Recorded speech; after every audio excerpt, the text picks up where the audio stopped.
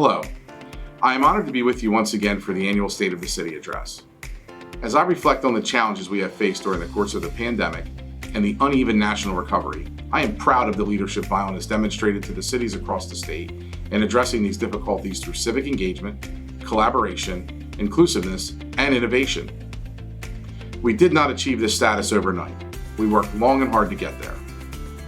The city administration and staff are united in one goal: to create value and maintain a quality of life the entire community can enjoy. I believe our success is a result of the hard work we are doing to sustain, develop, and enhance our vibrant city. I am pleased to report that our efforts over the past year have produced many positive results. Today, I would like to share with you some of those results. As you contemplate what has been accomplished, it is important to remember that only 34.5 cents of your property tax dollar goes to funding municipal services. The remaining 65.5 cents of your tax dollar is managed by other government entities, including county commissioners, school board, and library board. While the city is still in the process of closing the books for 2022, the projected financial outlook is strong, allowing the city to remain in a healthy position for ongoing growth. We continue to maintain fiscal responsibility in managing the budget and replenishing our fund surplus, while still dealing with the lingering effects of the pandemic.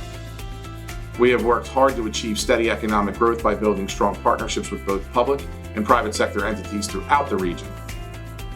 For example, the start of a $240 million expansion at the Port of Philadelphia continues to drive cold storage growth in Violent, because at least 50% of the containerized cargo entering the port is refrigerated. It must be transported from their terminals as quickly as possible to be stored and repacked and shipped to retail outlets throughout the country. Strategic locations with favorable business climates like Violent are critical to supporting the supply chain. In fact, the city is now home to over 40 million cubic feet of cold storage capacity and another 7 million cubic feet currently under construction or approved to begin at an estimated project cost of nearly $27 million. In addition to this, the Planning and Zoning Boards reviewed 127 applications, approving another $100 million in projects ranging from construction of new manufacturing and industrial space, repackaging operation expansions, a new food production and distribution facility, pallet manufacturing, warehousing, professional and medical office space, and more. Likewise, the Uniform Construction Code Division was very busy in 2022, averaging about 450 inspections per month while generating nearly $900,000 in fees collected, which helps to support our city budget. Because of our work to ensure a favorable business environment, we continue to see national chains locating in Violent. Most recently, this includes Home Goods at the Cumberland Mall, both the second Chick-fil-A and Starbucks located on Landis Avenue, and soon a Chipotle restaurant as well.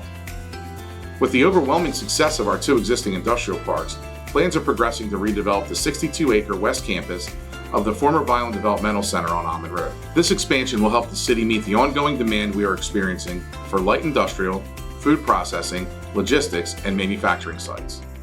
Efforts to redevelop our downtown areas continue to show progress.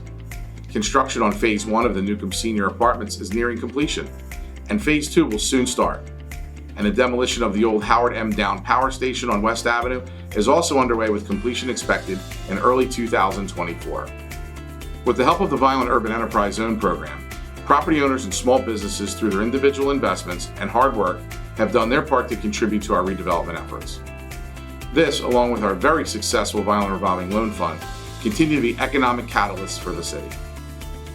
The current loan portfolio stands at over $71 million, which includes $19 million in new 2022 loans. Facade improvements to 17 properties along Landis Avenue, new signage, the Inspirational Hometown Heroes banner program, and a fourth beautiful new mural honoring the Mexican culture all help to enhance the visual appeal and walkability of the area. In 2022, we expanded our marketing efforts to bring this positive economic development story about Violent to a regional and national audience. Targeted messages promoting the advantages of locating here while showcasing our culturally rich, family-oriented community and our outstanding quality of life were viewed and heard by millions of individuals via mobile devices, televisions, radios, social media, and site selection, and other print publications. I am a firm believer economic development success is enhanced by the quality of life communities have to offer. Natural beauty is a big part of Island's appeal, so we have kept our shoulder to the wheel to ensure residents and visitors appreciate our connection with the outdoors. To this end, environmental programs continue to be a key part of our agenda. Thanks to the hard work of our Green Team members, Vineland again achieved Sustainable Jersey certification, one of only 81 communities to do so in 2022. The city has endorsed plans by the New Jersey Conservation Foundation to add an additional 90 acres to the Manoko Creek Nature Preserve, which is located off Hantsbridge, Mays Landing, and Panther Roads in East Vineland. The foundation is working to make the preserve a destination for hikers, dog walkers, bird watchers, and nature enthusiasts. I also want to recognize the Vineland Environmental Commission members and the many volunteers who support them. They were busy with projects throughout the year, including their annual free tree seedling distribution event and various public area cleanup projects.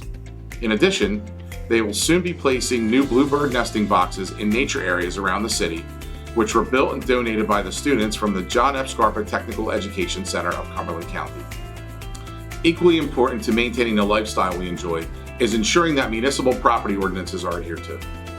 I am pleased to report that the number of complaints throughout the city decreased in 2022. Compliance by property owners with the results of investigations has generally been achieved, with most violations being corrected prior to the need to issue a summons. Maintaining our quality of life also means ensuring that our public spaces, digital and physical infrastructure are well maintained. In 2022, we continue to make steady progress on the work needed to update city properties and our digital infrastructure to best serve the community. As part of our Smart City initiative, options for the rollout of the Internet Service Provider project are under review, along with development of a My Vineland mobile app that will help residents stay up to date with city news, events, and announcements, as well as interact with city officials. Online portals for pet licensing, utility service signups, and payment kiosks are scheduled to launch this year. Also, to make interacting with the city more efficient, the majority of the city properties have been connected to our fiber network over the past year. This provides secure and direct communications while expanding the reach of our capabilities. Interior remodeling of the finance and purchasing departments at City Hall was completed, as well as the installation of a new security system. Exterior work included new landscaping, sidewalk replacement, and new LED lighting. We also completed a number of facility upgrades at parks throughout the city. Since taking office, a top priority for my administration continues to be improving our roadways, which makes our community more accessible for residents, business owners, and encourages growth. To date, I am proud we have completed nearly 43 miles of improvements since taking office, including over 11 miles in 2022. Many of these projects have been coordinated with sidewalk, water, and drainage improvements to best utilize available resources. We were also able to address paving needs at a number of public properties, including Landis Park, Kalugi Park, Fire Stations 1, 4, and 5, Morris Fell School, and the 6th and Wood Street public parking lot. Plans for 2023 are equally as ambitious.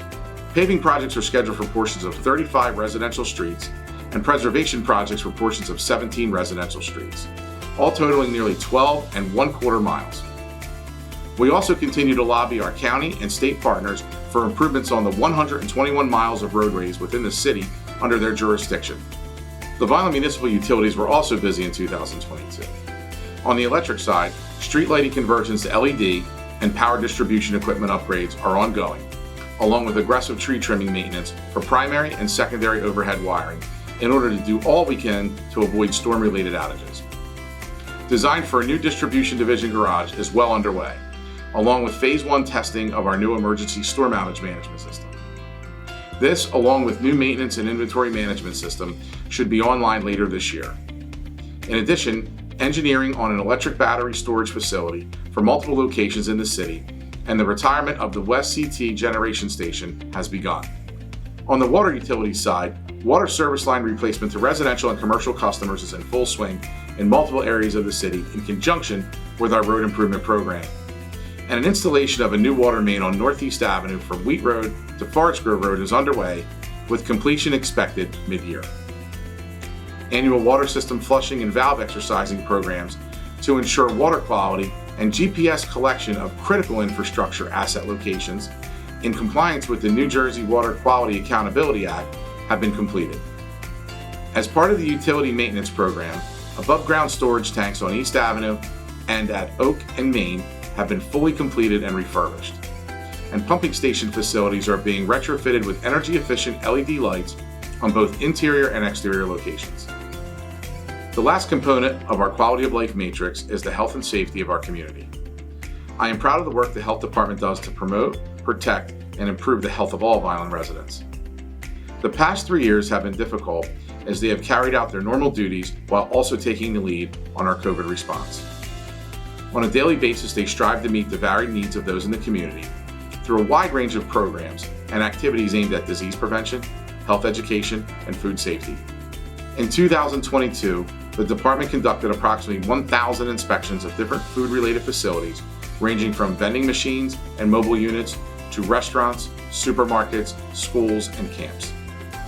They also oversee septic and pool inspections and are currently developing a new program for private well testing.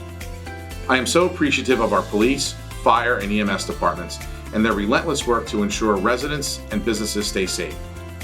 I want to thank City Council for their support of our efforts to ensure these departments are fully staffed and have the equipment they need to do the job safely.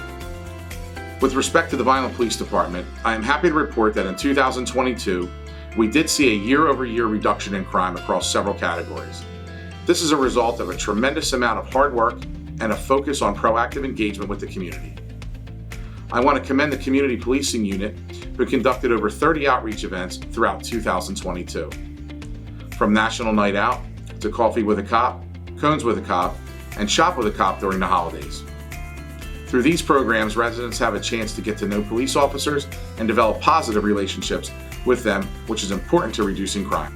In November, I was proud to officiate the largest promotion ceremony in the department's history, involving 15 officers, which included the first husband and wife team promoted to sergeant, the first African American officer promoted to lieutenant, and the first Hispanic officer promoted to chief of police.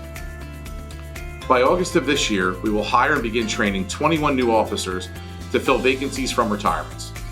The department has also relaunched their crisis intervention training program in conjunction with the County Prosecutor's Office and New Jersey State Police, which instructs officers on de-escalation techniques when dealing with emotionally disturbed individuals. The fire department responded to nearly 2,300 calls for service and conducted nearly 3,100 fire prevention inspections and almost 1,000 housing occupancy and title transfer inspections. And I would be remiss if I did not again recognize the 16 brave firefighters and EMS personnel who worked to save a woman from an apartment fire at the Durazio Terrace in July.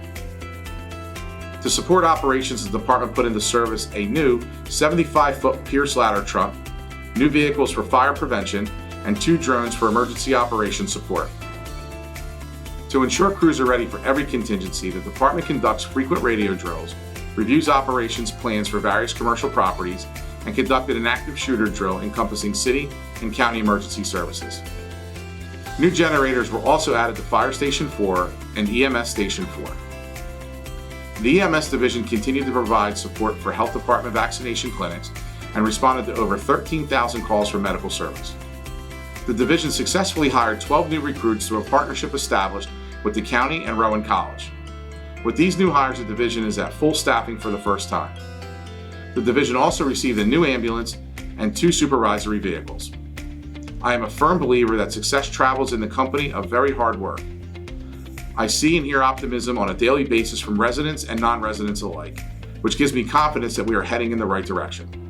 I am enthusiastic about what the future holds. Like all cities, we still have areas that need improvement and issues that must be addressed. But despite these challenges, I am proud to say that today the state of the city is strong. No matter what challenges come our way, let us remain steadfast in our commitment to working together for an even better tomorrow.